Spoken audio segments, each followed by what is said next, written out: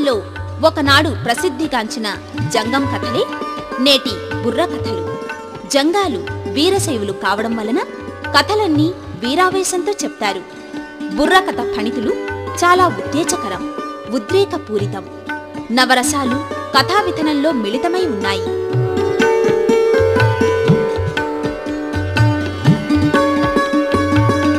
ఈ బుర్రకథ అనేది పూర్వం జంగాలు అనేటువంటి వాళ్ళు తమ యొక్క భుక్తి కోసం ఊళ్ళన్నీ కూడా తిరుగుతూ ఇల్లు కూడా తిరిగి ఆ విధంగా యాచించుకుంటూ ఉండేవాళ్ళు.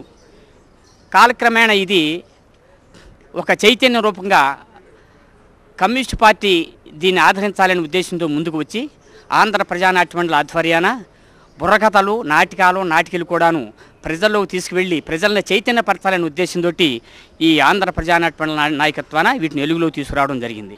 సంగీతం, సాహిత్యం, నృత్యం, వాద్యం, శిల్పం, తాళం, లయ, అభినయం, ఆహార్యం మొదలైన హంగులన్నీ ఈ కథలో తొణికిసలాడతాయి.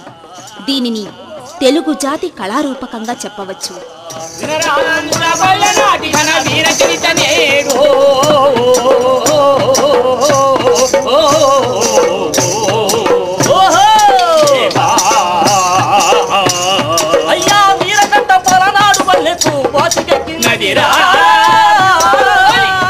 ఆనాడు బ్రిటిష్ వాడి వ్యతిరేకంగా పోరాటమే కాదు, ఆ తర్వాత అనేక రకాలుగా దోపిడీ వర్గాల అధికారులకు వచ్చిన తర్వాత కూడా వారికి కూడా వ్యతిరేకంగా పోరాడి తమ యొక్క అమూల్యమైన ప్రాణాలు భరించిన మృతవీరులందరికీ కూడా జోహార్ జోహార్.